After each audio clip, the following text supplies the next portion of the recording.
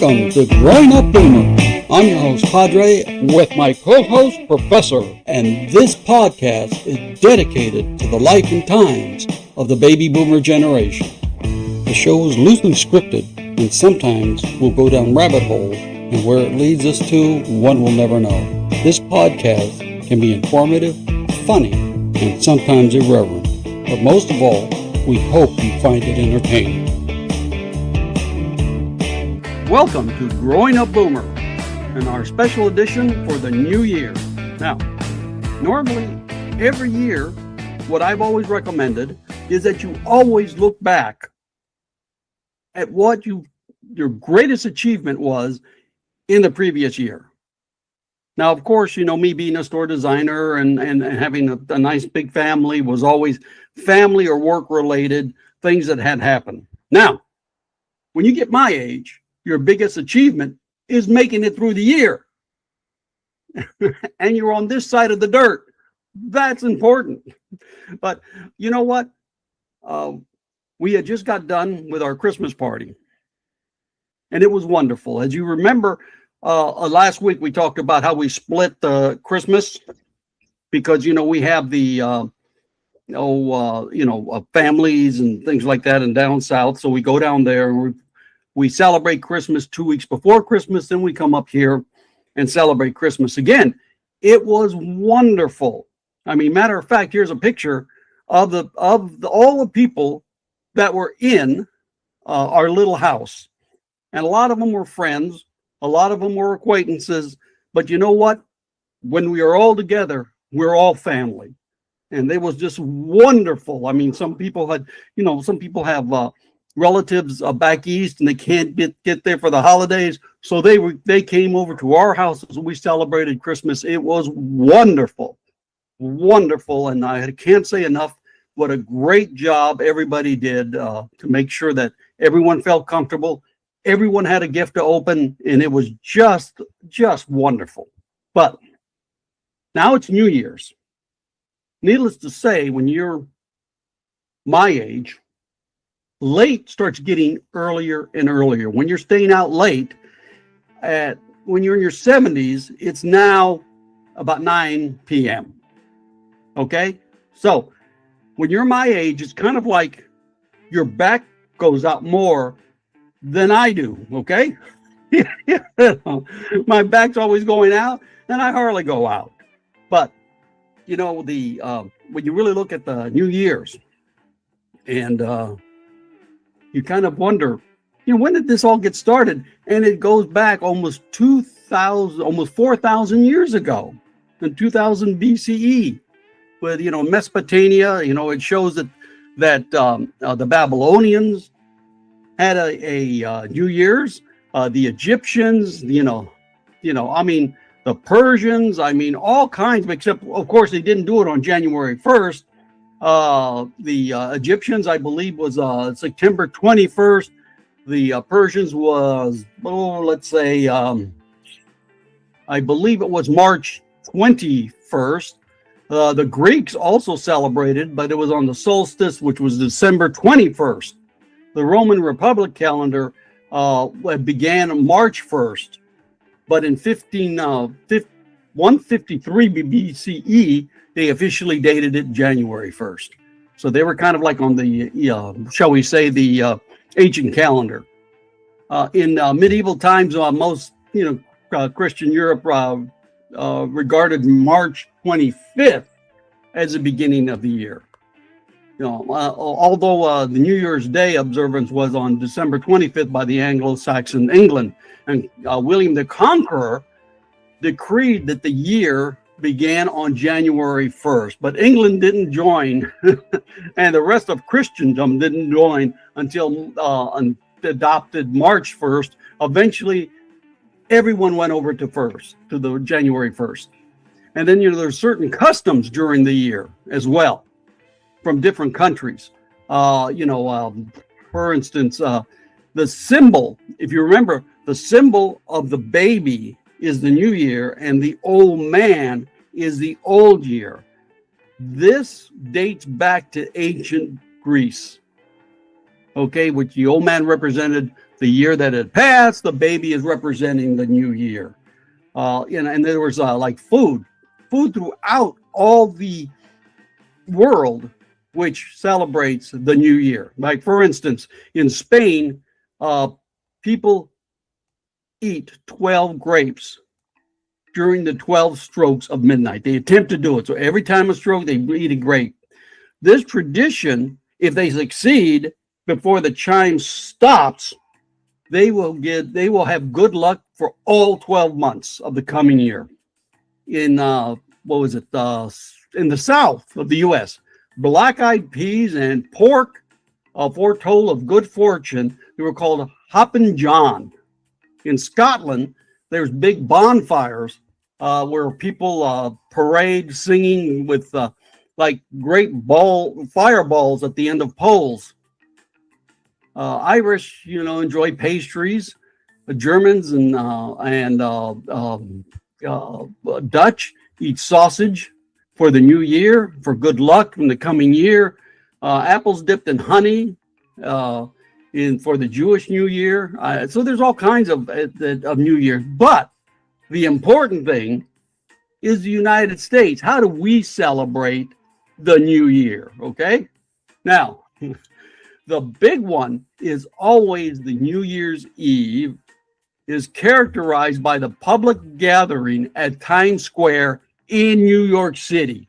Now, this draws huge crowds, and counted down to the dropping of the electric ball, the significantly exact moment in which the new year begins is televised worldwide.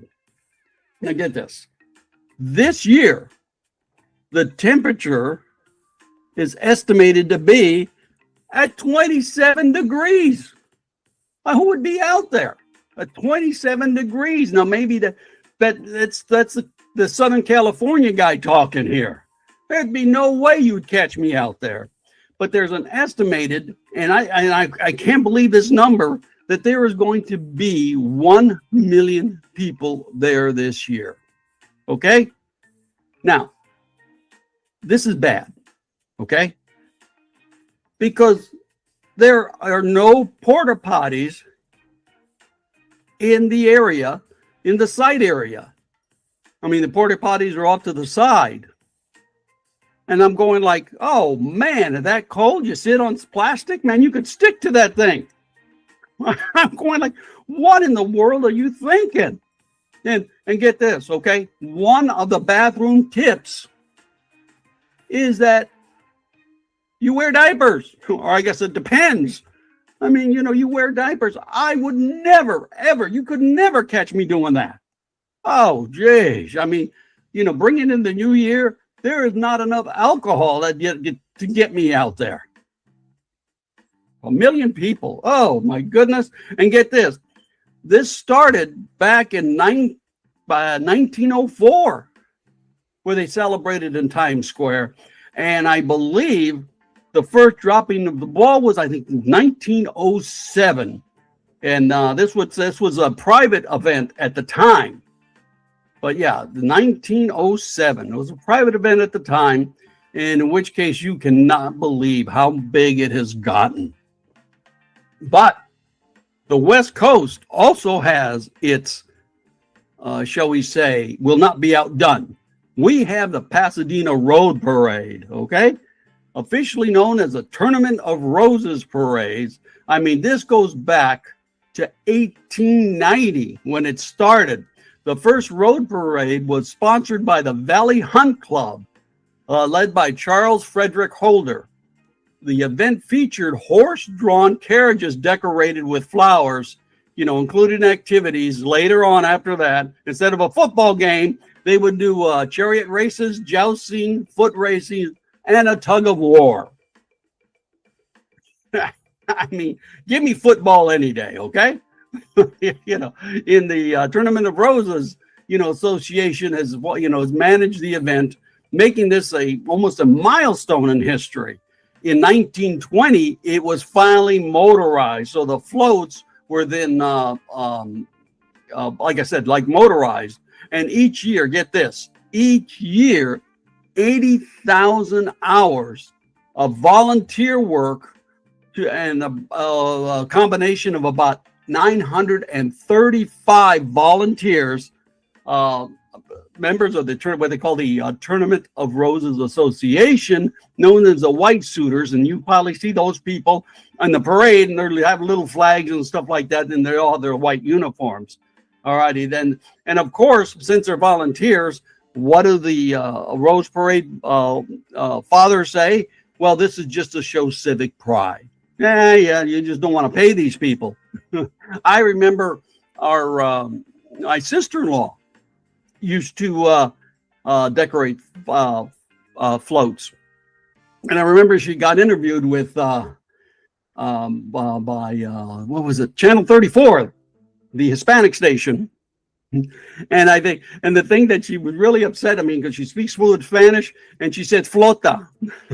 And she said she didn't even know if that was a word, but they were talking about decorating the floats, and her and her daughter would go down there with part of the Girl Scout thing, and it was wonderful. Now, you heard about New Year's Eve in New York, 27 degrees, right? Average temperature, and it's going to be about the same this year, is 68 degrees. That's still chilly for us, and they can't figure out how many people actually see the parade. I don't know why they can't figure this out, but I couldn't get a solid number on that. I just know it is packed. They've got grandstand seating, which range from about $25 to $82, and a curbside is free. And I remember, I don't know if they do this anymore, but when I was a young lad, having our cars, we would cruise Colorado Boulevard the night before the parade, and it was packed. It took you 5 hours to get down Colorado Boulevard. It was just unreal. And then, of course, you have the Rose Bowl, and that was big time. Now, that had started in 1902, and the first Rose Bowl game was played with University of Michigan and Stanford University. And so that was it was like the Pac-10, and I think it was the Big Ten or whatever, and I don't know how they do it now. I mean, I am not really big into college football, but that's the way it was before. Now, get this, okay? We have New Year's resolutions coming up. Now, I don't know if you've made any. I don't, because I don't want to break them, all right? I know I have shall we say, I am weak in keeping my resolution, so I don't make them. And it even says so. Most people are likely, and this was a thing I think in the Newsweek magazine, most people are likely to give up resolutions by January 19th. I said, I can't last that long. 16% of Americans keep some of the resolutions. 13% of Americans keep none of the resolutions, and nearly 80% of New Year's resolutions fail across the board. So why make them, right? The most common is exercise. All right, but what I think about exercising? Okay, no pain. Why exercise? You're just gonna have pain. You're talking about, man. Either we forget about it or we're just too lazy. Most people every year include eating healthier, being more attractive, and managing finances better. But you know what? To give this a try, you know what I did?